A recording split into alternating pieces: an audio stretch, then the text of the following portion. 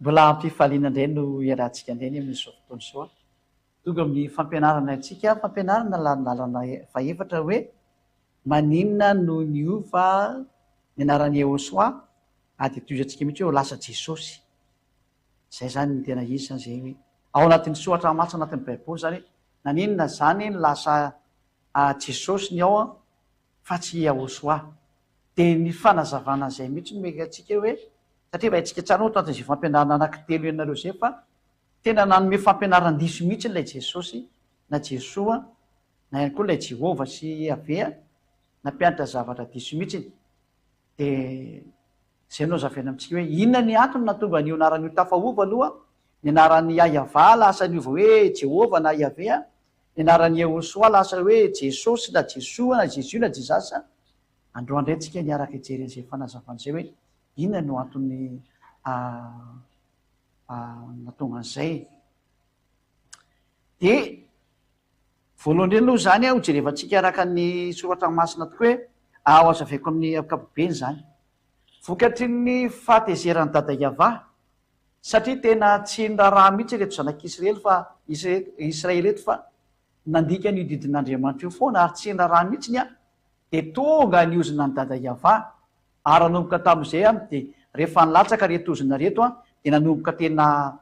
tsisy famonjena azo ny tononona intsony a tao amin'ny tanin'ny Israelianina, tsisy famonjena azo ny tononona intsony a tao amin'ny tanin'ny Israelianina zany a. Ka rehefa tsy nisy rehefa tsy azo ny tononona tao intsony ny famonjena, anaran'ny dada Yahva nefa ny famonjena, anaran'ny Ehosoa nefa ny famonjena, de rehefa niaraka nefa navoaka an'Andriamanitra le tena hoe tsy misy famonjena intsony eto a de mazava ho azy taorianan'izay a foana ny anaran'ny dada Yahva zay mitondra famonjena ary rava ny anaran'ny Ehosoa todika hatrany amin'ny apôstôly a tsy afaka mipetraka ao Israela intsony ny famonjena ary zay no natonga ny hoe maty hatramin'ny azo oliva roa rehefa ho tonga ao ry zareo a efa ano izy zany ka raha vao manomboka mandeha ny asandreo de maty ho azy eo re vonondreny koa rehefa vio a araka ny soratra masina zany. Zany hoe toerana mamonana Andriamanitra io Israeliana io zany azo tsy amin'ny teny zao a no niozina nahazo anazy tamin'ny dada Yahva. Izay ary le ho azavaintsika amin'ny fampianarana hoe nohony amin'izay antony zay a satria tsy afaka nytonona atao intsony anaran'Andriamanitra ray de mazava ho azy satria mitondra famonjena, tsy afaka nytonona atao intsony anaran'ny Ehosoa satria mitondra famonjena, porofon'izany maty hatrany amin'ny apôstôly de maty hatrany amin'ny azo oliva roa zay ho avy ao de zao novain'iretsy amin'izay ny anarana ny dikan'izay novain'le hafa firenena satria tsitsy niarotsolo le anarana de novain'ny hafa firenena ka raha tokony anarana Ehosoa manafaka amin'ny fahotanany ao a de Jesosy mampiditra fahotanan'ny olona no tafiditra ao ary Jesosy mahatonga ny olona hiara-miasa amin'ny devoly ary Jesosy mahatonga ny olona ho tafakamana amin'ny devoly na Jésus tafaraka amin'ny diable tsy sahala amin'izay sy maro samihafa dao raha tsika ny fanaporofona manaraka indray tsika ry amin'ny tableria ny antony natonga an'izay rehetra zay miteny hoe teknisany rehefa sokafy amin'izay fa mbola nomana kely aro aiza misy teo hojerevantsika avetrany ny tenin'Andriamanitra arika hatramin'ny bokyny ampaminany voalohany a Isia toko faha 9:7 ka hatramin'ny 10 jerevantsika Isaia 6:11 ty zany niozina voalohany indrindra avy any amin'ny dada Yahva hoe noho ny amin'ny aleontsika aloha maky any Jeremia ty a le teny dada Yahva hoe tezitra izy a de nandefa niozina amin'izay nakany amin'ny Israelianina. Isia toko faha 5:20 azo efa kelikely ato zany ty ny antony nanomboana an'le izy Jeremia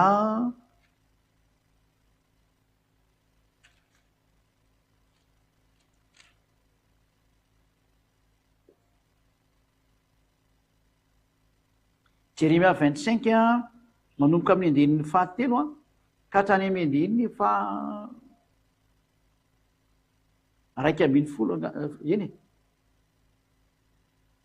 zay misy Jeremia toko faha 5:20 manomboka amin'ny andin'ny fahatelo ka hatramin'ny raiky ambin'ny folo eo.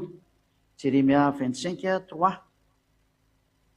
Jeremia 25:3 jusqu'à hatrany amin'ny 11 zany novakitsika arakaraka an'izay hitantsika anazy eo zany zay enonge efa nanomboka taty zany io atezeran'ny dada Yahva io no nandeha hatramin'ny taona fahatelo ambin'ny folo nanjakan'ny Josia zanaky Amona mpanjakan'ny Joda ka mandrak'andro any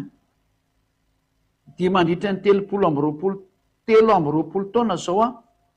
no nahatongavany teniny avy tamiko ary lazaiko taminareo.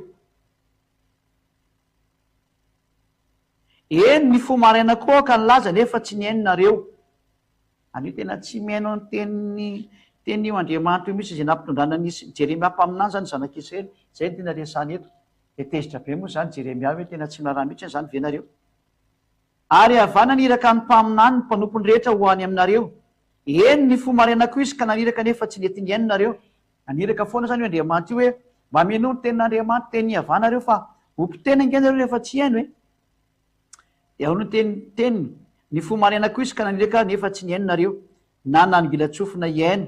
ka manao hoe samy miala amin'ny lalan-dratsinareo avy ianareo ka asy amin'ny ratsy foananareo ka de onany amin'ny tany zay efa nomeny avanareo any Israely io sy ny razanareo hatrizay koa mandrakizay. 9. Ary aza manaraka Andriamanitra ka fanompo asiankoka eo anatreny ary aza mampahatezitra mihitsy ny amiasany tananareo. Efa misy atezerana be mandeha mihitsy zany eto noho ny amin'ny ataony zanak'Israely. Fandrao tonga loza aminareo ao fa tena ampididozana zany efa manao adalana eo amiko nareo e. Efa nanome avertissement zany io dada Iava io. Efa ela mihitsy. De vaketrika indray amin'ny 7. Nefa tsy niaino anareo hoy Iava. Mba hampatezeranareo amin'ny asan'ny tananareo ahitanareo loza. Fo maika nakasika mihitsy nareo amin'izay ataonareo io. Io zany tena tsy fonao mio dada Iava io rehefa teny izy de tokony arahana de rehefa tsy miteny anao de ho faizany amin'izay ohatra. Tsy ady any ampianatra hoe aza mitandrana didy folo fa tsy izy io. Mialahy ianao. Ka eto zany tsika nahita an'le tenin'Andriamanitra hoe nozonon'Andriamanitra zanak'Israely tsy misy famonjena intsony. De nefa tsy niaino anareo mba hampatezernareo tamin'ny asan'ny tananareo ahitanareo loza. Koa zao lazainy Iava tompony maro. Noho ny tsy niainonareo ny teniko dia indro hampanalaiko ny firenena rehetra any avaratra sy Nebokadnezara mpanjaka ny Babilôna mpanompoka hoy Iava. Ary hoentiko amely ty tany ty sy ny mponeto mba amin'reto firenena manodidina rehetrarehetra izy de ho aringako tokoa ireo ka ho ataoko figagana sy zatra mampisitrasitra sady ho rava mandrakizay. 10. Ary atsahatra eo aminy ny feo mifana sy ny feo miravoravo. Tena rava tanteraka mihitsy zany. De ny feon'ny mpampakatra sy ny feon'ny ampakarana noho ny amin'ilay hoe nanao tsintsinina ny Israelianina n'ilay didinymena azy. Any zareo manokana mantsy fa tsy diranao. Fa raha ianao malagasy na frantsay na anglisy na amerikanina no miditra ao de mpanota ianao de ianao ndray lasa aripaka makany amin'ny hery koa. Ary atsahatra ho aminy ny feo mifana sy ny feo miravoravo de ny feon'ny mpampakatra sy ny feon'ny ampakarana ny feon'ny vato fikisoam-bary sy ny fahazavany jiro. Ary ity tany 9. Jeremia 25:3 ka amin'ny 11. Ary ity tany rehetra ety de olo foana sy olao ary ireto firenena rehetra ireto anompony mpanjakany Babilôna 70 taona. Tsany de andevozina sy fahorinana nazo azy zany. Tezitra dada Iava de nanomboka nandeha am'izay hoe ompiteako nareo. Tsy nijanona teo any nefany. O jerevantsika indray ny tenin'Andriamanitra araka le lazaiko teo hoe aiza moa izy de ndretsika aloha ikaraka an'izay teny zay aloha. Isaia 9:7 sy ny 1:10. Isaia 9:7 nanaraka am'izay ny tenin'Andriamanitra taorianan'iny ary. Miloza mahatsiravana am'izay nazo zanaky Israely taorianan'izay teny zay. Toy ny zareo miraraka talohan'izany efa nisy an'ity teny ity moa zany teny izy ary niatra tateo aoriana. Ary izy ty am'izay ny teny mpaminany Isaia. Efa teny efa avertissement tany aloha tany daholo. Mandehana ka lazao amin'ity fireneny ity hoe mandrenesa mandrakariva ihany nareo nefa aza mahalala. Zay efa atezerana zany. Mandrenesa fa aza mahalala. Efa ratsy be nge zany. Mijereva mandrakariva ianareo nefa aza mahafantatra. Ane jery ihany maso fa tsisy nina fantatrinareo. Ataovy adala ny fony ty fireneny ty ary ataovy ladalovina ny sofiny. Ary ataovy mikipy ny masiny. Any ataovy tena ladalovina ny sofiny, ataovy adala ny fony, ataovy mikipy ny masiny. Zany hoe Andriamanitra efa tena tezitra hoe tsy ataoko mahita nininona tsony nareo ny dikan'izany. Zay ny zava-doza amin'ny Andriamanitra hoe rehefa tezitra fo meko anareo zay efa mihaino sy mandeha ao tokantrano fa tena maizina ny lalakala ianao de no mihaino anatin'ny fahotana. Ny olona mihaino anatin'ny fahotana zany ke mitebiteby foana e. Fahoriana sy tebiteby lalandava ty mikipy ny masony, adala ny fony, ladalovina ny sofiny, inona tsony moa zany tsy fahoriana ny lalakala ianao. De ndao ary zany atao hoe tena aizina sy tena fahoriana. Fandrao mahita no masony ka mandreny sofiny dia lalany fony de bebaka izy ka ho sitrana.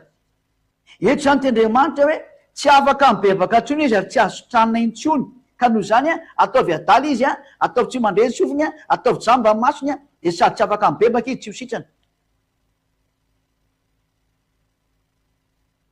aleo izy tsy atao mandreny ntsony de tsy atao mahita ntsony de am'izay izy tsy afaka mibebaka de am'izay izy tsy afaka sitrana. Ozona ge zany noho ny amin'izy tsy afaka mibebaka nefa ny anaran'ny dada Iavà mihitsy le hoe zay miantso anaran'ny dada Iavà no ino moa le ovonjeny. Donc avejerevantsika zay tenin'Andriamanitra zay somary jerevana kely io teknisiana.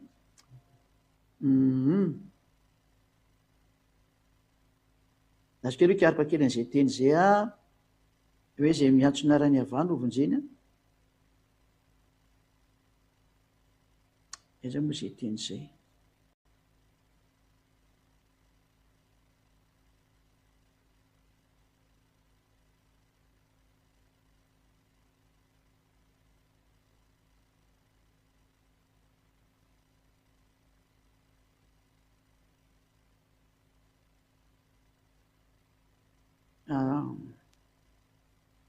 Azo aloha hijerikely an'izay vetivety ho antsika eto an-tokantrano.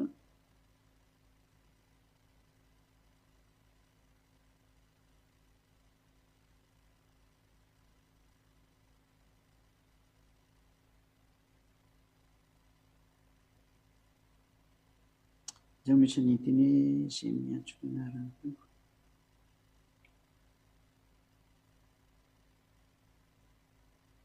Somary jerikely an'izay tsy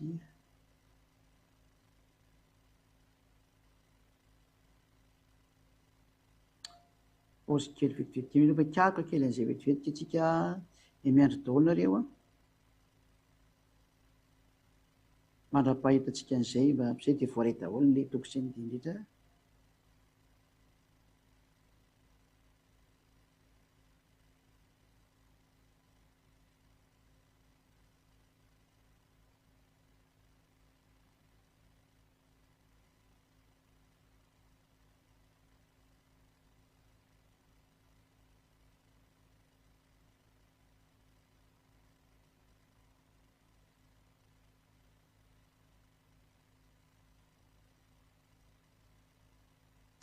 Joel firy izy dasykely vetivety mety sy tadidiko ntsony.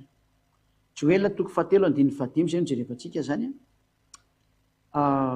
Joel toko fahatelo andiny fadimy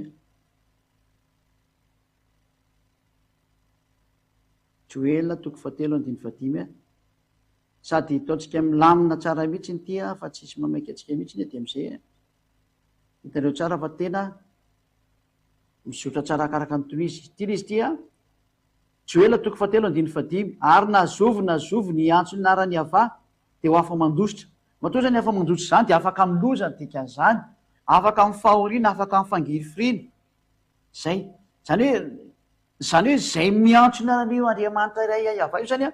de afaka mandositra, afaka miloza, afaka mifahoriana, zay no tsendriko tsara. Ka eto zany nefany tsy mahazo ny famonjena intsony zanak'Israely araka ilay Isaiah toko fahenina andiny fahasivy ka hatramin'ny 1:20 teo tsy asiana famonjena, tsy omena fibebahana, tsy afaka mahazo ny hatsaran'Andriamanitra intsony. Mazava ho azy zany fa lay anarana mihitsy no tsy azo tononona intsony. Satria ny anaran'ny dada Iavà ahafana mandositra ny aretina, ahafana mandositra ny loza. Zay hoe nazovy miantso ny anaran'ny Iavà de afa mandositra izy. Izany zany na iza niza zany miantso ny anarana de afa mandositra, rehefa tsy afaka miantso ny anarana zany de ho avy ny loza. Ka tena tonga tokoa raha loza fa tsy afaka niantso ny anarana tokoa zanak'Israely nanomboka teo tsy afaka nantsona ny anaran'ny dada Iavà noho ny am'ilay ozona nazo teo. Ary satria le hoe zay miantso ny anaran'ny dada Iavà no afa mandositra de tsy afaka niantso ny anarany koa satria mba tsy ho afa mandositra de nanomboka foana io anarana io ka zay niantso ny anarana indray raha ny fahita ty orina. Donc afaka antsika am'izay kiaraka kely antsika aloha teknisiana mikasika ny am'izay rehetrarehetra an'izay. Ovakitsika ary amin'ny Jérémia 4:22 indray mba ho jerevantsika kely zay teny zay aloha Jérémia 4:22 hoe inona indray moa zany zao no tenentsika ato amin'ity toko sy andiny ity ho antsika rehetra ny atokantrano any. Jérémia toko fefatra andiny faharoa mbola loza ihany ity Jérémia 4:22 eny nge ny tenin'Andriamanitra fa adala ny oroko izao tsy mba fantany zaza tsy misy saina izy sady tsy manam-pahalalana raha ny anao ratsy de endry izy fa raha ny anao tsara kosa tsy fantany efa lasa dala am'izay le olona de tsy mahafantatra an'Andriamanitra ntsony efa lasa dala ozy izy ny olo koa zao tsy mba fantany ntsony tsy misy mahafantatra an'Andriamanitra ntsony ny zanak'Israely tena niatra taminy mihitsy le ten'Andriamanitra hoe ataovy adala ny sofiny tsy hahafantatra ntsony ny fibebahana izy ko dada Iavana iny fibebahany satria dada Iavana nomeny fibebahany no ny amin'ny Hosoazy nalefany de fibebahany izy satria niainga avy any aminy fanekena fibebahana ka rehefa dada Iavana tsy azo antsoinantsony anarany a rava ny fibebahana ny dikan'izay zava-doza so rehefa tsika indray ny ten'Andriamanitra manaraka ty mazava be le teny Jeremia teo a aza indray tsika aloha kiaraka ny anakare manaraka indray aloha araka ny ten'Andriamanitra rehefa tsika indray a ao amin'ny bokyny Isaia 64:5-6 jerevantsika indray zay teny zay Isaia 64:5-6 hoe tena tsisy miantso narany dada Iavatsony ny olona tena foana Isaia 64:5-6 jerindray tsika Isaia 64:5-6 zany fa samy efa tahaka ny olo maloto zay rehetrarehetra zay ary le resaka zay mivadika tena olo maloto am'izay ny Israelianina ary tahaka ny lamba miosondrany fahamarihana rehetrarehetra tena efa tsisy fahamarihana ntsony dikan'izay lamba miosondra tena faratsiana fadalana tsisy oatra zany toetsika le teny malazo tahaka ny ravina izay rehetrarehetra ary ny eloka mipoka ny tahaka ny rivotra tena feno eloka malazo daholo izy rehetrarehetra zany tsy misy miantso ny anaranao io le izy io tsy afaka miantso ny aran-dada Iavatsony tsy misy miantso ny anaranao tsony na mifoy ifikitra aminao tsy afaka miantso ny anarany ary raha ny fo maraina mba hifikitra aminazy tsy azo atao tsony ny lozany dada Iavana zanak'Israely ny anarany aza tsy azo nantsonina tsony hoe vakitsika tsara ty aiza misy teo 9 tsy misy miantso ny anaranao intsony io tena foana teo mba avazanak'Israely ny fiantsony anarany dada Iavana ina ny antony fa efa nanafina nitavanao taminay ianao ka de nandevina anay no ny eloko anay no ny amin'ny eloko any zanak'Israely a na afenin'Andriamanitra am'izay ny tahony a tsy nisy afaka niantso an'le anarana ntsony a maty ny zanak'Israely zay ny loza tena vokatra izay hoe rehefa naditra ny zanak'Israely izy any ny tady loza tapahany dada Iavana fifandraisana tsisy ny famonjena ianao koa milaza marina aminao fa miavina vono ihany nao fa ho tapahana tahako anio koa no lalanao a de tsy ahitan'io Andriamanitra io tsynao rehefa miavinavina io zao ny antony tonga ny hoe tsy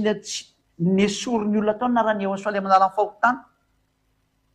satria zany Ehosoa zany de tena manala ny fahotana fa zay moa jerevantsika zay hoe io Andriamanitra io tsy mihaino ny mpanota efa hitantsika teo moa zany zay tsy mihaino ny mpanota izy ny mpanota moa alefa makany amin'ny elo le Andriamanitra natsoinao Jesosy Jesoa Zezy ny karazan'io a nampanotanao Jésus Jesus nampanotanao mieritrerety ianao e azao le anazavana hoe nanina ny ala teo hoe narana io tsy misy miantso ny naranao intsony na mifomarenikifikitra aminao fa nafeninao ny tavanao taminay satria ka nandevanay ianao noho ny amin'ny eloka anay ho ny zanak'Israely tena foana le anarana dikan'izay inona ny sary nisy tokoa taorinan'izany a ndraiky jerevantsika indray ty ten'Andriamanitra ty raha ijerentsika ny amin'ny zanak'Israely ao amin'ny Isaia Amosa 9:9 Amosa 9:9 ka hatramin'ny 10 jerevantsika indray tia ny pratika an'io am'izay a loza ho any zanak'Israely niatra tamy mihitsy ny ty loza ty Amosa 9:9 ka hatramin'ny 11 vavakitsika indray ty ara-ny pratika an'le loza nandray nazo ny Israely raha izy folo lahy sisa ary ao an-trano iray de samofaty ireo zany re misy olona folo zany anatin'ny trano ray ka folo lahy de maty eo daholo reo ary ny avan'izay maty na izay mandevina azy de ambeta azy ka hitondra ny faty ala ao an-trano any hoe tena mivoaka zany le faty de hiteny am'izay ao anatin'ny trano hoe mbola misy ihany va ato aminao de antaindranay zany le ao an-trano mbola misy ihany vi ao de hoy izy tapitra de valiana hoe mangina re fa tsy tokony hotenenina ny anarany ava efa tsy mety tsony zany manoro ny anarany ava efa samy mataotra fa raha voantsoa ny anarany dada Iava maty ny olona ny dikan'izay mamono am'izay io andriamanitra io raha narana toko mitondra famonjena sy fanavotana zany a eo afa mandositra ny olona araka hitantsika tary amin'ny joelina toko fahatelo iny lasa mamono indray ny afaran'le anarana hoe zay miantso ny anarany indray ty ny maty zay zany ny afaran'le olona ny miantso ny anarana io andriamanitra io a de tsy nisy sany antso ntsony le anarana le anarana tsy afaka mipetraka atao israela intsony ny famonjena de ninomboka teo zany le hoe satria maty zay rehetra miantso ny anarana de tsy nety nipetraka atao israela intsony ny famonjena tsy afaka natsonatsony anarany-dada iava de teona tonga n'le anarana hoe adonay adonay n'le atsony israeliana hoe adonay a de nalain'le olombela rehetrera mpitondra fihevana nataony hoe ny tompo raha te madagasikara de nataony ny tompo a any amin'ny tany any andafy any de nataony hoe seigneur zay ary amin'ny afo moa zany de natao hoe lora ohatra am'zay nanovanovana azy zany zay natonga n'zany rehetrrehetra zany ka izany rehetrrehetra zany no porofo amitsika hoe tena foana atao israela marina le anarana de zay natonga le anarana avatsy nazo natsona de nataon'zareo hoe adonay rehefa avy eo de ny sasandre moa le tsy mandinika de le iayavany no vainy hoe yahova yahosoa fa mbola mitandrana didifolo foana ry akekery zany foana ny afatahany hoe tsisy fampianarana marina zany fa pitsiloko daholo le rehetrrehetra reny zay no mahatonga ny ambasadeur ny soa ziady any raha ny dada iavasy ahosoa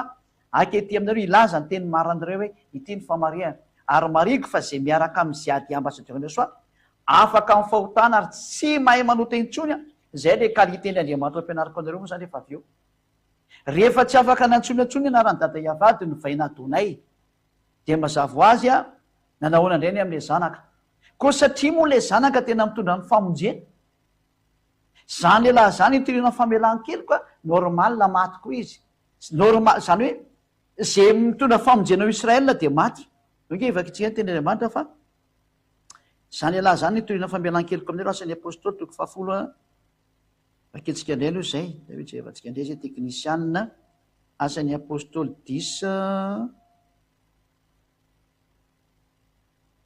dia ny andininy fa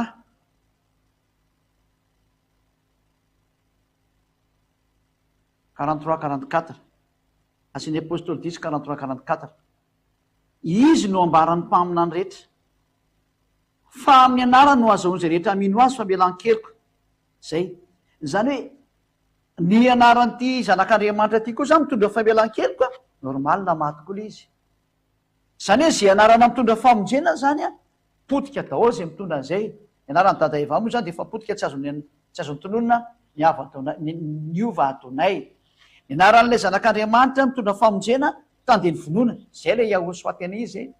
nyvonoany zareo ary tsy misy anarana hafa eto ambany lanitra zao tsika famonjena afa-tsy anarany ehosoa io zany hoe zany de lazantsika fa tena mitondra famonjena io anarana io ka raha voatra zahatra mitondra famonjena de maty a de zay nafatiny anarany ehosoa le tena marina de ozy nareo hoe maninona ny tsy hita ao anatin'ny baiboly lay anarana ehosoa fa jesosy ankeny eo na jesu e de zay ny valiny a satria nohony am'le anarana mitondra famonjena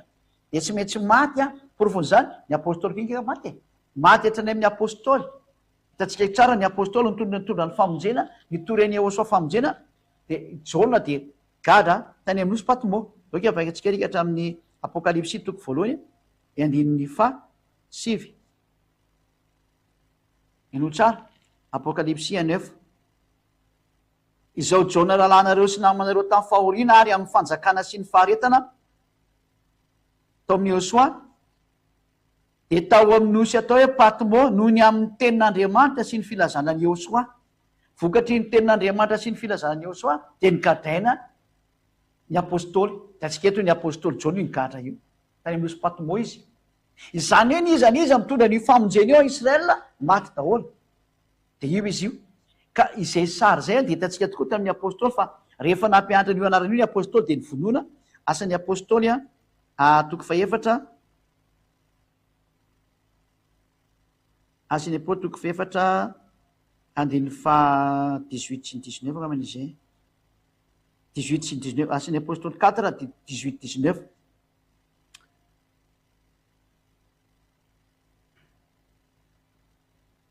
ary niantso azy izy ka nandrara tsy hiteny nampianatra mianarany ehosoa ntsony eo ary izy io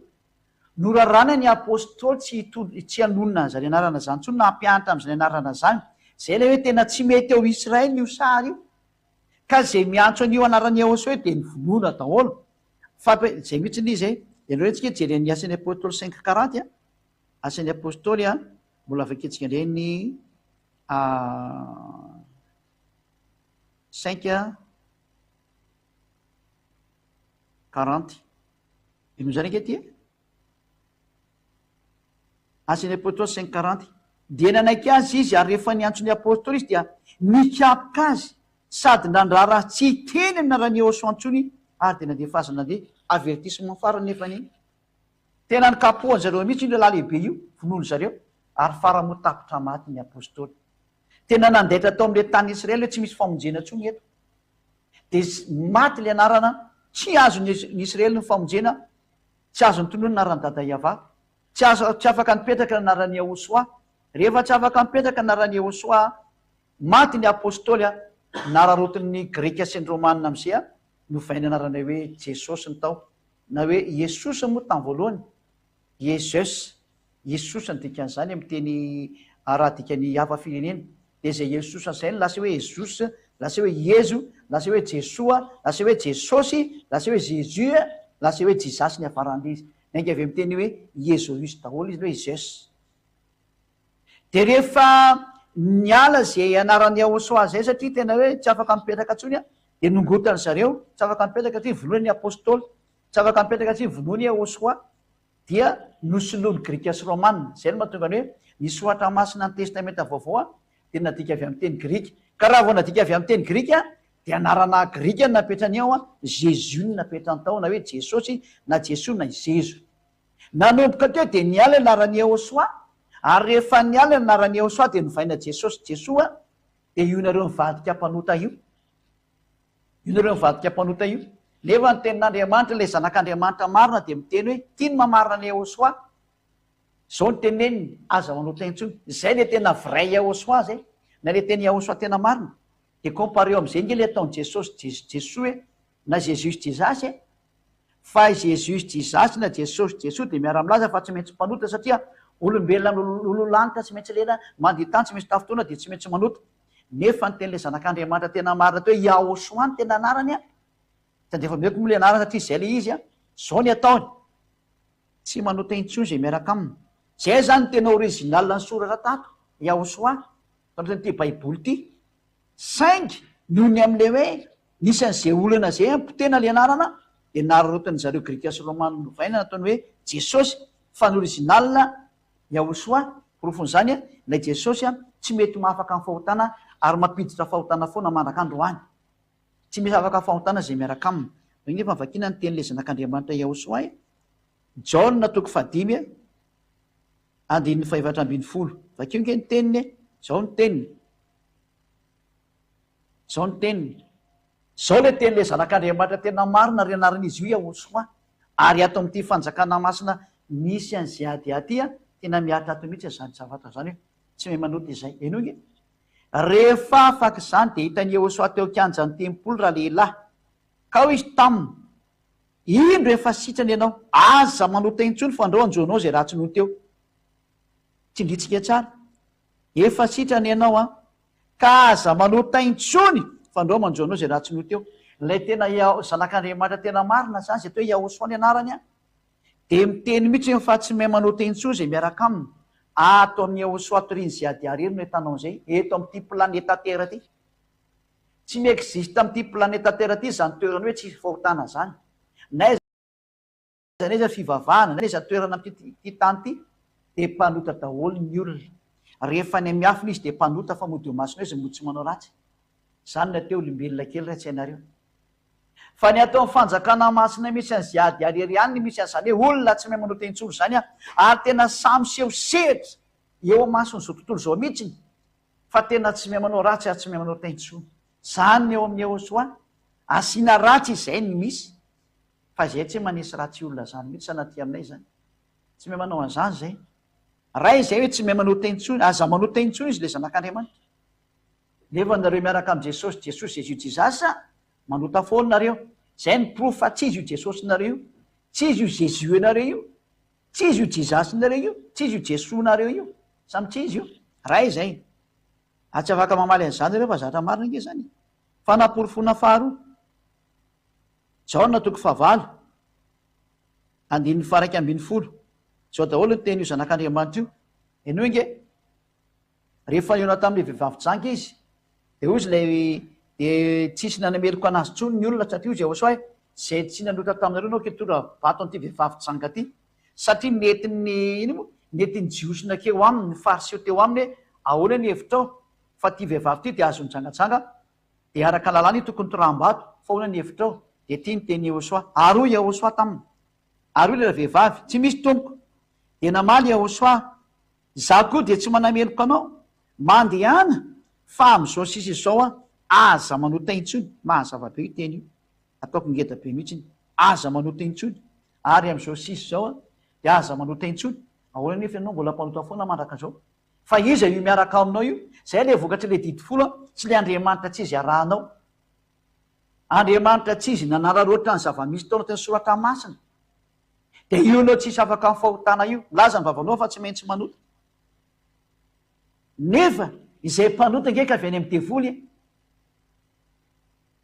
vakitsika avertissement ho anao izay mpanota de avy any amin'ny devoly Jaona voalohany de mieritrretanao dikan'izay Jaona voalohany 3:9 Jaona voalohany 3:9 eno nge ty teny ty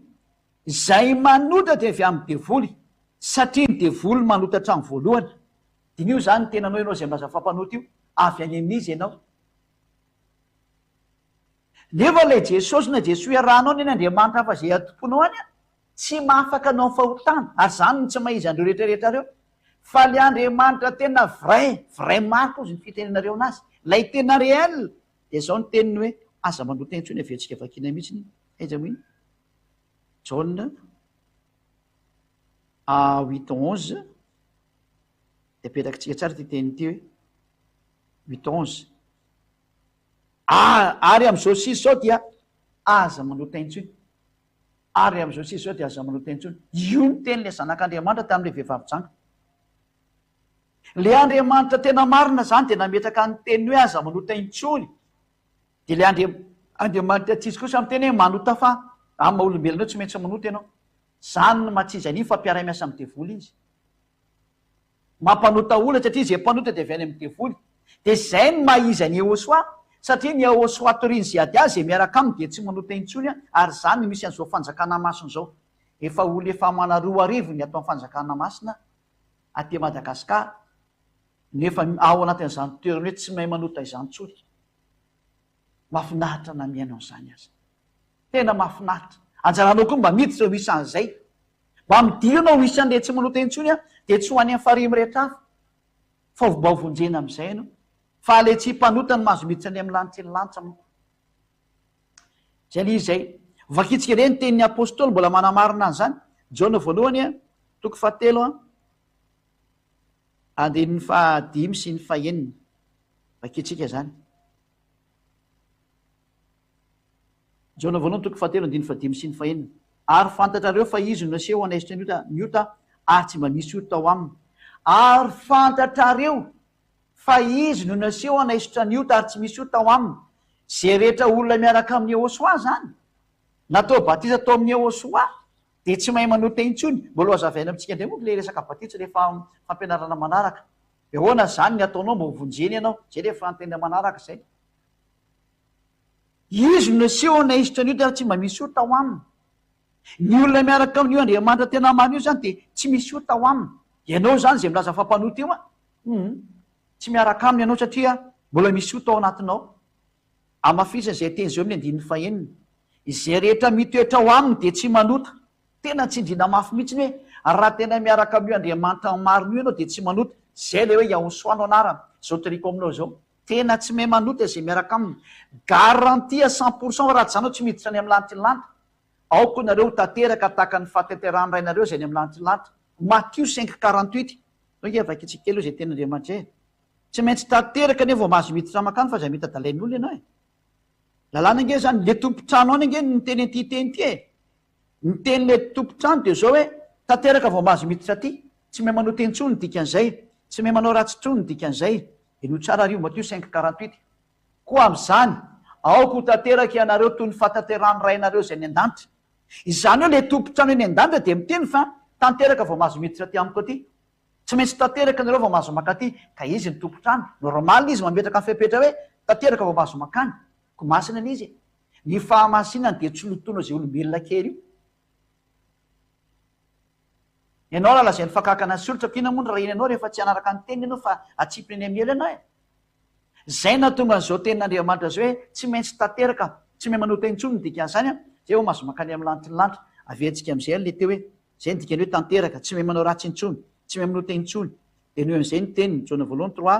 3:5 ary ny 6. Ino inge? Ary fantatrareo fa izy no aseho anaisitra an'io tsy misy io tao aminy. Izay rehetra mitoetra ho aminy dia tsy manota, tena conforme amin'ny qualité ny tenin'Andriamanitra teo. Zany hoe mifanaraka tsara mihitsy le ny tenin'Andriamanitra teo hoe mila tanteraka ianareo, any teo tanteraka dia tsy manao ratsintsony. Dia inona antony? Fa izay rehetra manota, ianareo ny milaza fa mpanota io zany. Ary mpanota anao hatramin'izay, dia zao ny tenin'Andriamanitra. Tsy nahita an'io Andriamanitra marina ianao ary tsy mahalala anazy ianao. Zavatra hafa miaraka aminao io. Ho Andriamanitra mpiara-miasa amin'ny devoly ary entina mamitaka anao. Zanao zany mieritreritra fa zay ny tenin'Andriamanitra marina zay. Deo jerevantsika eny ny tenin'Andriamanitra amin'ny teny azetiko hoe tena tsy manota marina ve? Deo jerevantsika eny 9:7. Jaona voalohany 7:7. Izay rehetra nateraka Andriamanitra no tsy manota. Anao zany. Izy anie zany nateraka io Andriamanitra io ny tena marina dia tsy manota intsony izy. Izay ny tsy maha izay ny tomponao io. Io Jésus, Jesosy, Jesosy io satria mpanota le anao. Dia tsy izy io ny dikan'izany. Satria ny tenin'Andriamanitra miteny hoe izay rehetra nateraka Andriamanitra no tsy manota, satria ny voany mitoetra ao anatiny ka tsy mahay manota izy satria nateraka Andriamanitra. Ilay voany resahana eo dia ny tenin'Andriamanitra ary ny tenin'Andriamanitra amin'izany dia ny fanahy masina. Mipetraka ao anatiny le fanahy masina satria ny fanahy masina dia tenin'Andriamanitra ihany koa zany. Dia tsy mahay manota izy. Ianao zany matoa manota zany sady tsisy fanahy masina ao no hafa io Andriamanitra tomponao io. Dia mbola hiaraka aminy ihany ve ianao? Fa Andriamanitra ny ka sady tsy miaraka amin'ny mpanota, tsy mihaino mpanota fa tsy hipireny amin'ny elangenao e. Miaza mba maty ianao dia lazaiko anao, miaza mba maty ho ianao fa direkta any amin'ny elo ianao. Manoro hevitra anao ny ambassadeur ny Iosoa tena miverenao amin'ny Iosoa. Ampy zay. Verena amin'ny Iosoa. Zay ny teniko androany amaranako anazy dia Jaona voalohany 5:7-10. Jaona voalohany 5:7-10 vakitsika aminarany Iosoa 17. Tsy dinika 17 na 18. 18 azafady. Jaona voalohany 5:18. Fantatsika fa izay rehetra nateraka Andriamanitra no tsy manota. Raha vao nateraka Andriamanitra ianao zany dia tsy manota ny dikany zay le olona natao baty atao amin'ny Iosoa. Fa izay nateraka Andriamanitra dia miaro ny tenany ka tsy mikasika zay koa le ratsy. Raha vao misy olona zany tafaraka amin'ny Iosoa ka vita batiso amin'ny Iosoa dia hatrany dia tsy azo ny devoly kasiana intsony zany olona zany fa hatrany dia olona madio jusqu'à la fin. Maramatapika ny fofonainy, madio izy. Ato amin'ny Iosoa ihany ny garantie 100% zany. Izay no mahatonga ny ziady aminy antso anao hoe manatona ny Iosoa. Ary andao atao batisa ty amin'ny Iosoa dia afaka anao ho afaka amin'ny fahotananao. Ary zay ny amaranako ny teniko zany hoe miantso anao zany ao batisa mba voasasy anao Jaona voalohany asan'ny apôstôly 22:16. Asan'ny apôstôly 22:16. Asan'ny apôstôly 22:16. Raha tsy avakina amin'ny anaran'ny Iosoa izy zao ny voalaza ato. Ianao zao no atsona amin'ity teny ity. Ary ankehitriny inona no mampijanona anao ao? Ianao zao ny resahana amin'izany. Mitsangana dia miantso ny anaran'ny Iosoa. Zay hoe miantso ny anarany. Dia inona no ataonao? Ary aoka atao batisa ianao ka ho sasana ho afaka amin'ny fahotanao. Takina aminao mihitsy le baptême ny batisa zany. Avy anao atao batisa. Dia ozy le malagasy eto hoe ahoana zany zay fa zay tsisy batisa ntsony eto dia mandehana ny ampitan-dranomasina fa zao nisy batisany ary any misesisesy be ny batisany manenjika any nareo taraiko rehefa teo vonjena dia zay samy manavitra ny tenany io mandofy rekely makany ampitan-dranomasina ianao teto le batisa tsy ndrarainao dia makany ampitan-dranomasina ny batisa dia zay le izy ka zay le ten'Andriamanitra hoe mitsangana ianao io zany mitsangana ianao miantso ny anarany. Ary aoka atao batisa ianao sasana ho afaka amin'ny fahotanao. didiry ianao tsy maintsy atao batisa araka ilay teny hoe zay mihitsy atao batisa no vonjeny de tsy maintsy atao batisa ianao zany dikan'izay de le batisa atao amin'ny Ahosoa zao ataony ziadia zao zany hoe didinao tsy maintsy manatona am'izay ianao satria ziadia rery manao batisa atao amin'ny Ahosoa ary tsy misy efa-tsy izy rery any atria izy rery any azo antoka ny amin'ny fahamasihany mazava-be aloha zay ny lohalarana zay mba tsy siny zahatra manahirana tsony satria le batisa mantsy andresana fanahy masina ka le fanahy masina atao amiko daholo zay vao makany aminao lalàna ihany koa za mbola ampianariko anao hoe maninona tsy maintsy ziadia manao batisa satria le fanahy masina atao amiko fa tsy aizany makany zay vao makany aminao any atao amiko izy makany aminao raha tsy zany hoe za mampianatra an'izao hoe tsy mahay manao teny-tsoa zao ny toerana misy an'izany dia hipetrahany fanahy masina ary ziadia no mampianatra anao an'izany zay ny teniko fa eo tsika aloha anaraka ny fanontaniana indray raha misy fanontaniana hoe zay ny atao hoe Ahosoa tsy mahay manao teny-tsony zay miaraka aminy zany noho ny tilikambo mombabe aloha izy de nikorohany fiteny de lasa samy manana ny fiteniny olona de zay nampiovan'ilay anarana fa samy niantso amin'ny fiteny avy ny olona ahoana ny makasika zay tompoko de zao ny valiny ny makasika an'izay de zao tsy marina satria ny tilikambo mombabe le fatany aloha be tany fa mba hampiarako aminao ny fanontaniana ngamo zao tsy mbola mitilikambo mombabe zao zao vanantsika zao nge mbola anatin'ny tilikambo babely maninona nefa ny anaran'ny Barack Obama tsy miova fa président Barack Obama haitsika foana miantso président amérikana hoe Barack Obama président français zao de misy hoe François Hollande teo haitsika tsara miantso François Hollande nampanao gazetitsika malagasy hoe miantso an'izany haitsika tsara miantso hoe Benyamin Netanyahu zay premier ministre israéliana haitsika miteny zany intsika amin'ny vaovao mandeha zany ny président français François Hollande haitsika manonona an'izany haitsika miantso hoe Joe Biden haitsika manonona an'izany maninona laza anao fa rehefa miantso Ahosoa de tsy hoe miantso an'izany zany atao hoe fialana fotsiny ny amitsy izy ary ny fahamarinana tsy azo ovaina io anarana io zao mantsy ny lalàna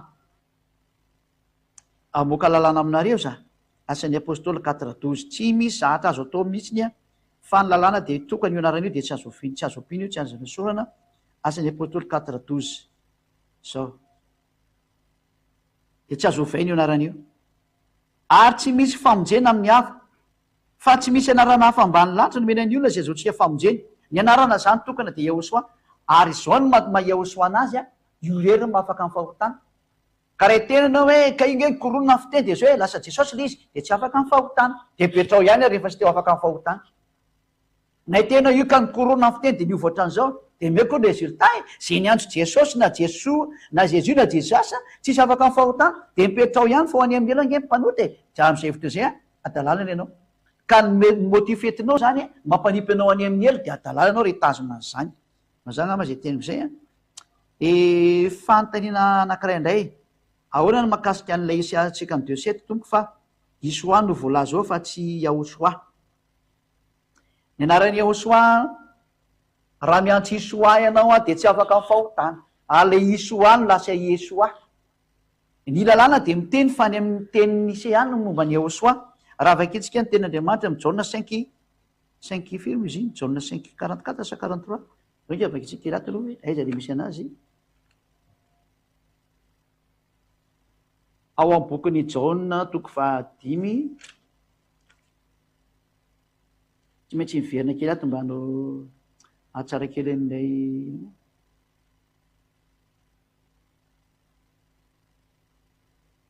Jaona 5:45 ingamba le izy nake vakitsika kely ny bokin'ny Jaona Jaona 5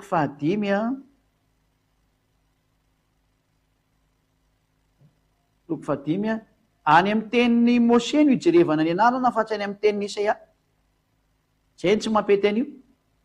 fa reny bokin'ny Isaia reny zany efa transformation daholo ny hita anatin'ireny fa rehefa ny tenin'ny Mose de ino moa de nanao makany amin'ny Isaia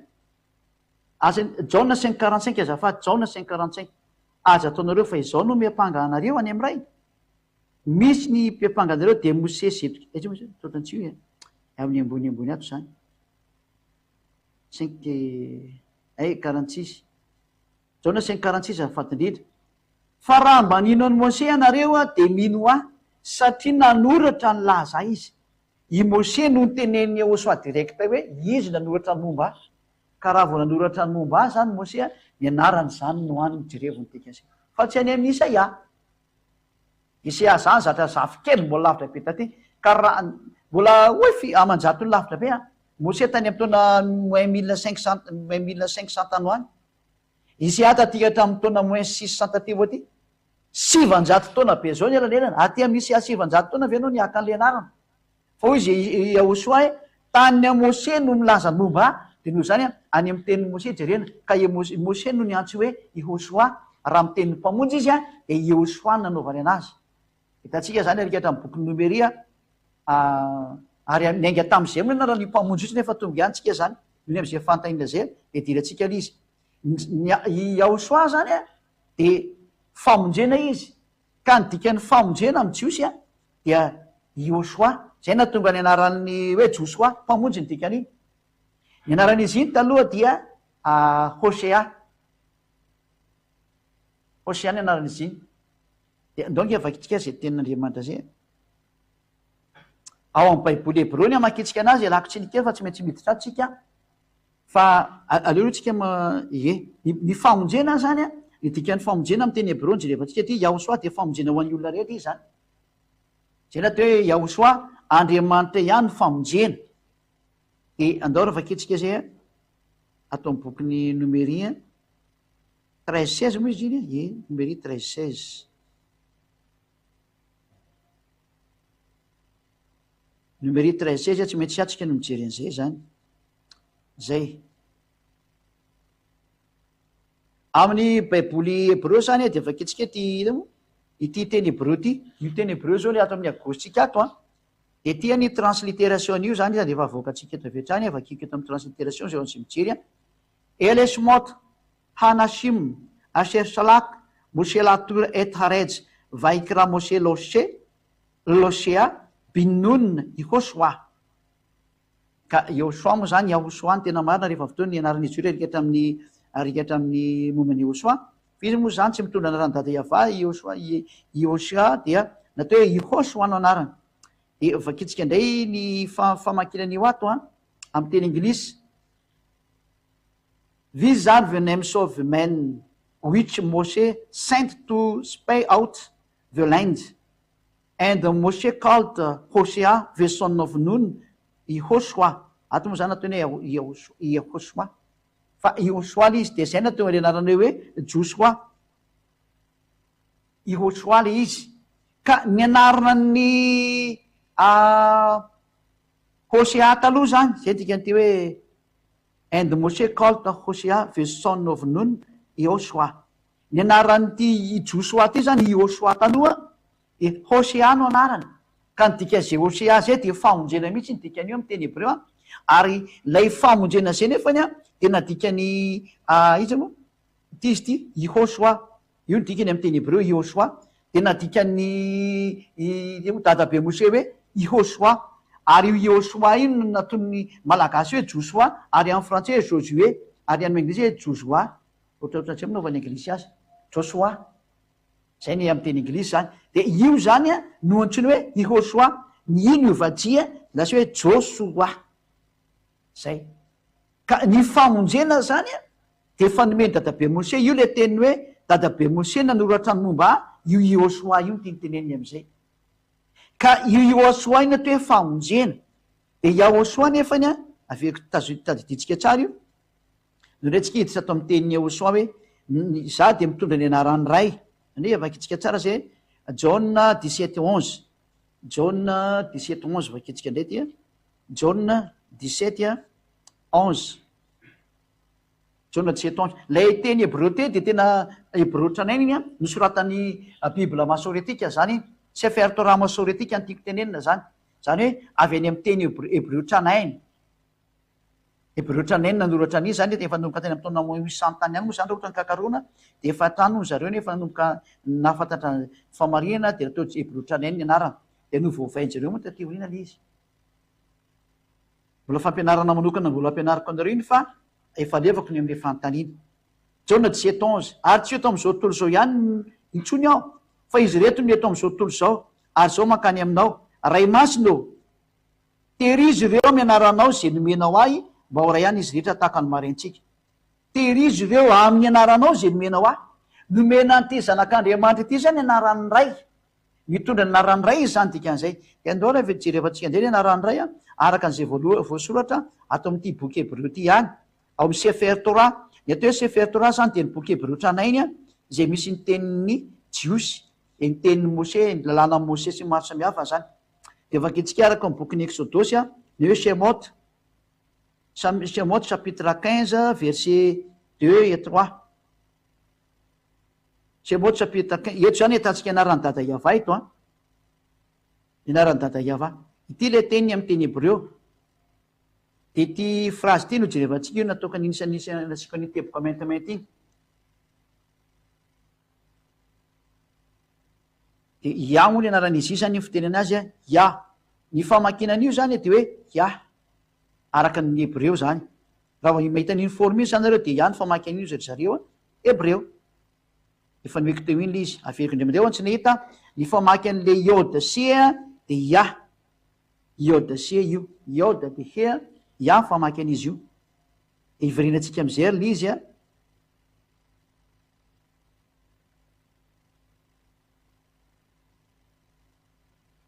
zao ny dikan'io famaky an'ity zany azy vzimrat ia va elili shoa zay ery van veu elohe avi varum menu. De nidika zany amin'ny teny anglisy ato io teny jiosy io a de zao ia is my strength and song and he's become my salvation, he's my el and I will prepare him an habitation my favors. Zany hoe zao ny dikan'izany a ia is my strength any ny heriko zany a sy ny hirahirako de ia. Ka ia moa zany ny fiantsoana azy amintsika amina hoe hallelujah zany hoe voninahitra n'Andriamanitra ia. Ka ny anaran'ny dada Yahva zany de misy anarana hoe ia ao aminy ao ray zay. De vakitsika ndray amin'ny 15 amin'ny baiboly hebreo indray aloha amin'ny sefer Torah ny hebreo a iva ishmishama iva shmo. Ka eto indray moa zany de tsika rehefa nefa nahitany forme iva Yahva io io zao le forme Yahva ty ias ty io misy has eo a ny azy moa zany novany hoe zavatra hafa ny aty fa tsika tsy izay ndrety hafa nanoratireny aty de tsy mety io. Iny efa nisy transformation ny ataon'ny katolika romanina sy ny hafa de niova mihitsy ny izy zany de tsy mety lizy. De ato lizy a io zao le forma ia iode he de ve de he mbola ampianariko atsika io fa nohony am'le fantenao de miditsy tsika eto zany. De izay no mahatonga ny hoe iavany anaran'ity satria iode sy le voalohany teo le hitantsika sary ty ety misy teo ty ny famaky an'ity forme ty a io izy io io afarany asesiny agosy ambony io a ny famaky an'io de ia hitantsika ty izy ty azy ivy zimraty ia famaky anazy i zany io. Ka rehefa ia ny famaky anazy a vaty ato. Ka rehefa ia ny famaky anazy a de ny famaky an'ity koa zany ia dikan'izay de zay mahatonga ny hoe ia va ato amin'ny anazy tsy nyvakiny le ia fa nataony hoe i apostrophe de hese va satria misy manovanova io de tsy napetra ntsony le marina de raha vao manovany hoe ievana eovana salam zany de tande tsisy afaka amin'ny fahotana. Fa ny famaky an'ity zany araka ny tena anarany hebreo de iavany izy io iava. De vakitsika am'izay ato 15:3 ato moa navadiky ny ave indray satria le katolika nanoratra anazy de lasa ohatran'izany iava izy maino voir iava izy iava his name zany hoe ty iode hasaviasy ty zany iavany naran'izy io zay. Ka teny hebreo moa izy io le hebreo a iode he vava he fa novaovainy le olona taty orina le original de lasa nivadika le izy a ka raha vao nivadika io de tsisy afaka amin'ny fahotana ntsony. Zay ny repera fareny aminareo a aiza le anarana mahafaka amin'ny fahotana de sotoriny zay ady azo izy ny akoatran'izany tsisy afaka amin'ny fahotana nareo. De ny anaran'le Andriamanitra ray zany de iava de jerevantsika fotsiny moa le ty ia eto ambony ty hoe ty moko tsy afaka novainy ty ia io le ia io zany. Ka raha ihany ana ny famakiny ty iode sy ty ia ny famaky anazy a de mazava azy fa iava zany le makato. Jerevantsika am'izay nge le ato hoe io le iava io ty le iava ato zany iode sy a de ty le iava hitatsika io iava. Ny fanoratana ny famakinany ty ihany ty zany a ty soratra ty io io ambony io zany ambony akosy de ny amban'le ambony akosy io zao le iava de tiako izy ty iava ty ambony ty de io izy iava mifandratana azy le voalohany ia de le faharoa va zay no mahatonga izy iava ty le voalohany zao hitantsika io de misy tohiny de le tohiny nefa nysoratany hoe va nefa le voalohany nivakiny hoe ia de zay no mahiava io de zay na raha ny Andriamanitra re zany ia iava io izy io ia iava io le ia de iava ao ambany de mitondra ny anaran'ray le zanak'Andriamanitra re nivakitsika teo mitondra ny anaran'ray izy io hoe ray masina io ray masina hoe terizy ireo amin'ny anaranao zay nomenao de mitondra ny anaran'ray hoe ia izy zany dikan'izay zay ny anaran'le zanak'Andriamanitra marina zany mitondra ny anaran'ray izy hoe de hoe ia de iny ia iny am'izay no alefatsika rika hatramin'le ino le Osea teo de zay moa le numérie 13-16 izy teo numérie 13-16 afindra atsika makaty am'izay le anarana zany hoe manao complémentaire nanarana antsika zany de apetrakytsika eto le izy io le Iosoa io le Josoa zany io de ampidiriny eo am'le Iosoa io fotsiny naran'ny le zanak'Andriamanitra io izy zao raha miteny jiosy io le io farandrilo izy amiteny jiosy de ampidiriny eo zany anarany ray de mamoaka ny hoe Yahosoa zay natonga anazy nataony ziady foana hoe Yahosoa satria mitondra ny anarany ray izy ka le io zany ia de miampy an'le Hosoa de lasa hoe Yahosoa zany hoe soratako eto zany izy anareo zay mijery amy tele aveto kely fotsiny mbola iverenatsika moa izy io fa nohony am'le fantenefana andeha de tsy maintsy mamaly ziady de zao le izy zany fahafatsika kely ty ia narandray hitatsika teo ataotsika fotsifotsy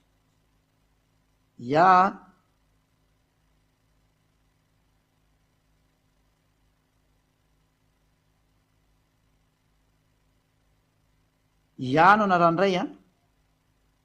de Iosoa ny anaran'le de Josoa de ty le lasa Josoa ty amy baibolinareo any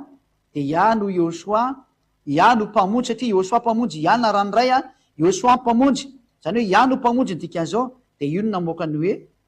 ia de mitambatra Hosoa io le anaran'le zanak'Andriamanitra zao atsoko foana zao hoe Yahosoa ary zay ny antso an'io anaran'io afaka amin'ny fahotana daholo mariko fa anarana tsy tetrea tany io fa anarana tany amin'ny lantsilanty io fa nampidiriny aty aminareo zay de io Yahosoa io anarany mpamonjy ary zay miaraka aminy afaka tamin'ny famonjeny zay zany mivaly teny menan'le olona tarikatra hoe Isaia 52:7 milaza fa Isoa no voalaza eo fa tsy Yahosoa de mazava be fa ny anaran'ny Yahosoa mihitsiny no izy ary Isoa io tsy mahafaka amin'ny fahotana io nao atsono azy atsova nge de tsika raha afaka amin'ny fahotana zany ianao forme abréviation daholo nge reny ataon'ny mpaminandry iny fa tsy io le izy de ozy indray ianao hoe tsy ny anarana no zava-dehibe fa ny finoana rehefa mino fa nifantsika teo amin'ny azy fijaliana izy de zay no zava-dehibe de be dehibe ny afaka amiteny nifantsika tany azy fijaliana ty jiolahatelo ny teo de mety ekely ao zany tena kaiky aty koa fa izy satria telo no nifantsika teo ilaina le anarana satria mety tsy loaka taty am'lefa na io atao amy gauche na atao amy droite tsy manana anarana koa io zany tsy mampety an'izany hevitra anao zany telo nge ny ara nifantsika te ary be dehibe io lefa nifantsika teo amin'ny azy fijaliana ka diso zany hevitra anao zany ary fomba ny jiosy fomba ny romanina no mamantsika olo amin'ny azy fijaliana ka firy zay ole nifantsina teo zay efa nilaza izy fa zay mahafaka amin'ny fahotana ihany no izy satria zao ny teneniny aza manota intsony ka zena tsy misy miteny mihitsy ato hoe tsy ny anarana no zava-dehibe fa ny finoana ka le izy ary le ninonareo iza le ninonareo fa zay ninonareo hatram'izay tsy nafaka amin'ny fahotana de tsy izy izy zany fa zay nino any Yahosoa kosany afaka amin'ny fahotana tsy manota intsony zay no izy zay ary zay nafeno an'le fepetra ozany hoe tsy ny anarana no zava-dehibe ko manizy miteny hoe atso ny anarana manizy miteny hoe minoany Yahosoa de vonjeny no tsy niankonanao ao izy niteny andray tsy marina zany teninao zany raka tsika jera zay tezy hoe minoany Yahosoa iza moa izy io asan'ny apôstoly 16 film zay zao zay atsika kely vetivety kely izy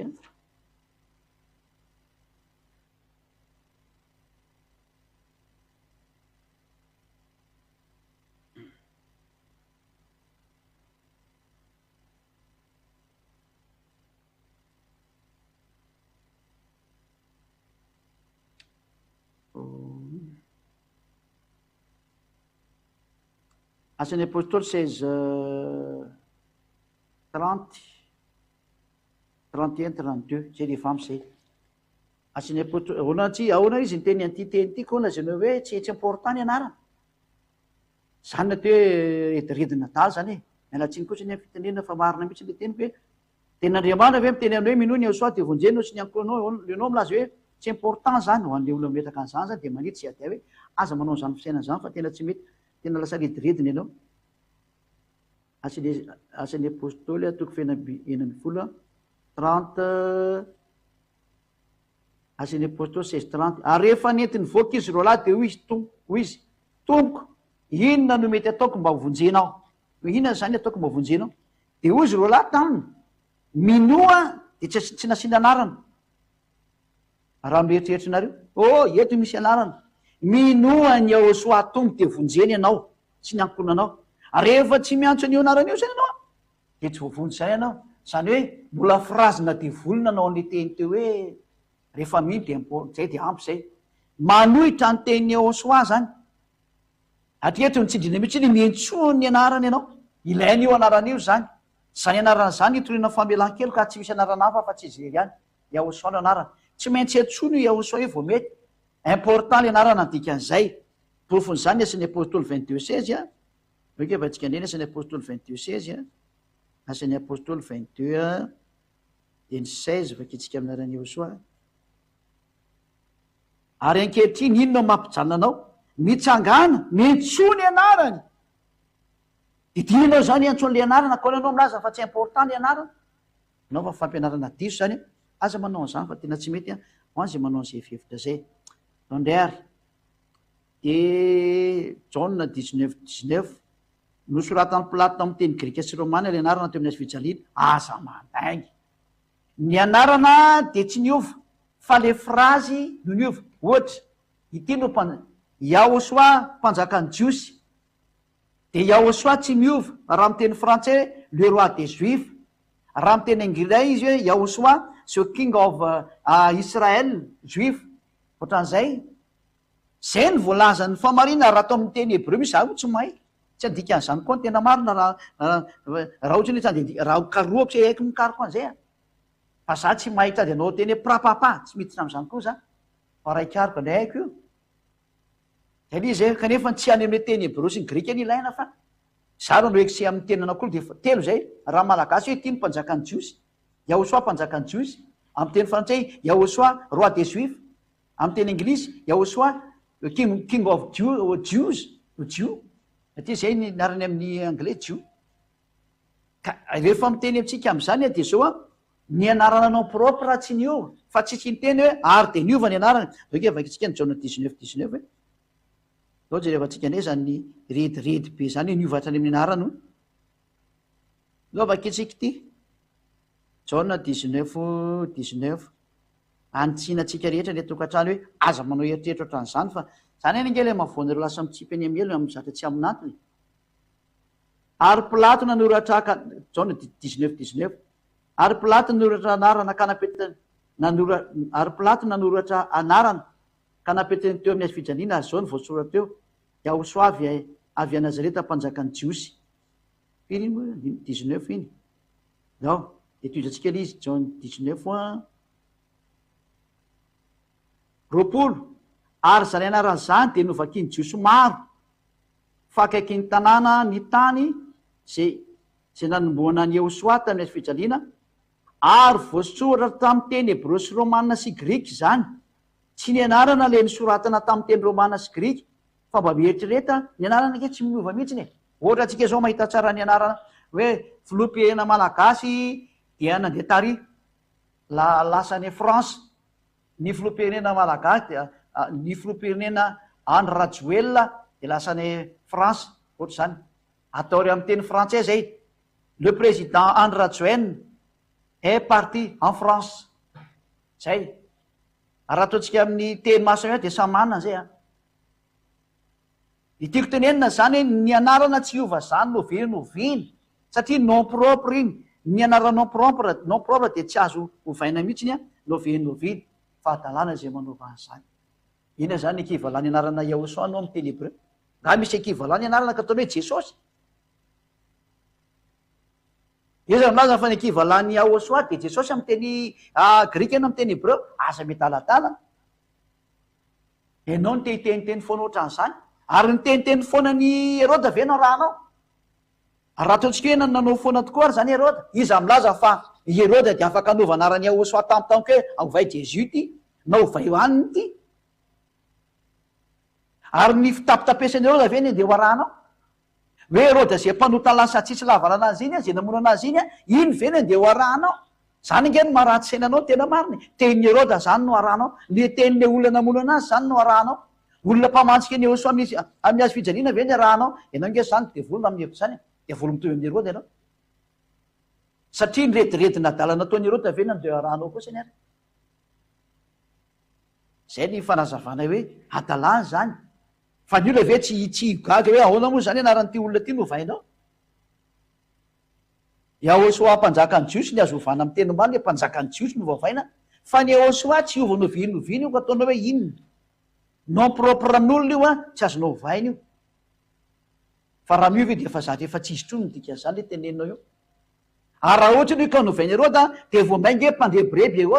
mpandrabirabo sy mpanambany herôda de herôda mpanambany ve zany no arahanao fa raha ianao nge mba misy anarana ka ovainy olona anaranao tezitra nge anao de herôda efa nanamansika anazy taony azy fijaliana ve ny de ho arahanao mba mieritrereta ny dikan'izany ny olona namono anazy ve ny de ho arahanao mieritrereta zay apocalypsie 19:13 ary ahoana le hoe mbola omena anarana vaovao lay zanak'andriamanitra io Yahosoa io ve le izy tsia lay Yahosoa de nomeny anareo etỳ an-tany izy raha mbola anana anarana izy a any amin'ny bokin'ny Jeremia no ijerevantsika azy ity anarany ihany Yahosoa famarinantsika zay mandrisy andao nge vaitsika zay teny eo amin'ny Jeremia zay Jeremia 23 no vakiko ato mihitsy izy de diso a ary izy zao ny anarana nanona azy iava famarinantsika zay mihitsy izy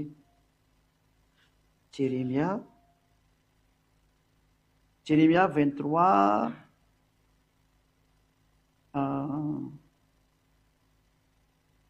6 Jeremia 23:6 ny jerevantsika vaketsika manomboka amin'ny 5 Jeremia 23:5 de ny 6 vaketsika ino avy ny andro iava zay nanganako ratsana marina ho an'i Davida ka njaka izy sady hoendy ary anao fihetsahana sy famarihana amin'ny tany io zany le tonga ary amin'ny fanjakana rivotoana io amin'ny andro no amonjenan'ny Joda sy andrian'ny Israely fa izay fa am'izao Israely tsy mandry ary zao lo anarany zay anonona anazy iava famarinantsika io le tenenina rikatra amin'ny bokin'ny apokalypsy io raha tsy hainareo iava famarinantsika ary tsisy may io fa ary tsy azo adika io fa dada iava satria tsisy mpaminany nanonona an'io fa ny teny fotsiny mpaminany Jeremia hoe iava famarinantsika iny anarany a de tsisy miditra lalina am'izany tsika fa ivoaka io anarany io fa leo izy tenany am'izay ny amoakan'io zay hoe tsisy mahalafatsy izy a ka rehefa antendry tsisy mahalafatsy izy de tsy mila miteny akoatran'izay tsika fa mbola ivoaka io anaran'io miandry anazy ho tonga fa ny am'izao zany a ny anarany atsotsika anazy a de Yahosoa famonjena ia no famonjena de zay natoko hoe ia famonjena Yahosoa ny dikan'izay ia no famonjena hoe dada iava ny mpamonjy ny dikan'iny famonjena ho tsika zay natonga ny hoe ia famonjena fa am'izany ny anarandray natao hoe ia famarinana ia famarinantsika de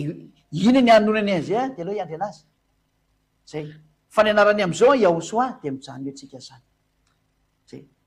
zay le dika le hoe tsisy mahafantatra fa tsy ny anarany vaketsika ile apocalypse 19:13 a apocalypse 19:13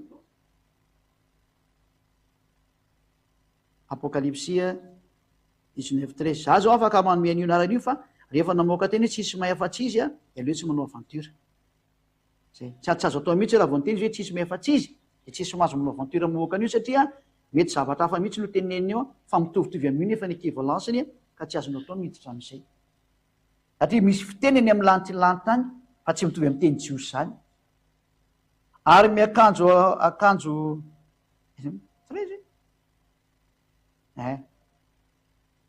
mbola misy toyny ty fa tsy 13 13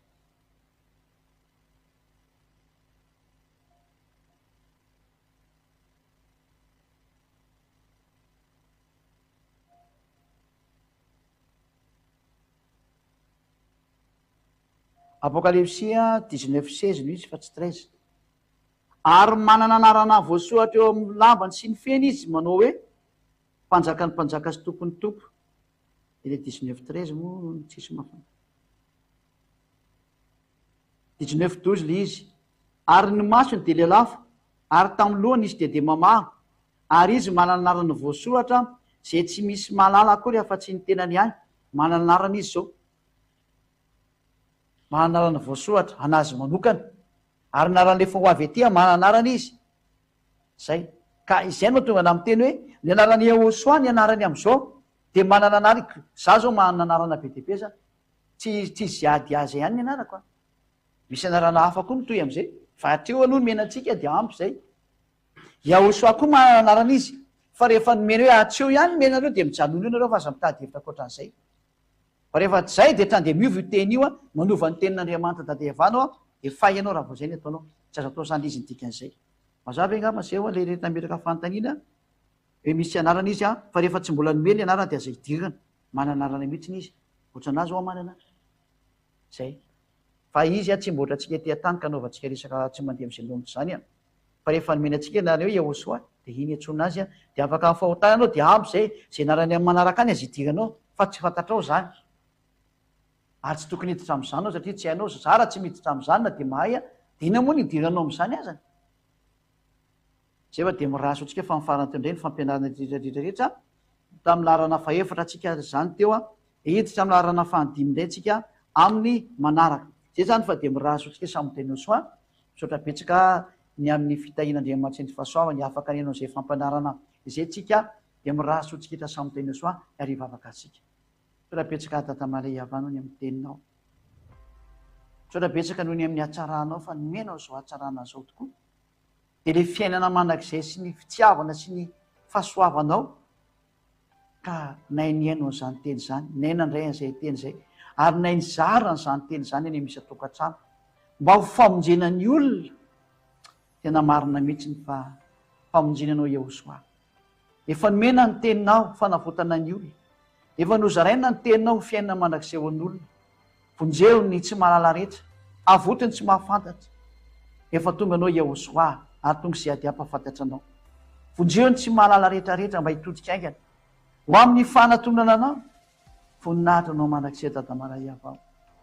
Matoka fa maro no tonga saina resy lahatra hitodika ho any aminao. Vonjeo ny dada malala ho ny tsy mahalala. Vonjeo ny maniry, vonjeo ny hafafiana rehetra izay mangetaita ny fahamarinana. Anjaran'izareo indray zao ny famonjena. Misaotra Dada malala amin'ny anaranao Yehosoa malalanao izany rehetra izany. Misaotra Dada Iavao. Halleluia. Amen. Dia miraso antsika samy teny Yehosoa mba hahavita izany fampianarana manaraka indray dia no mataholy azy.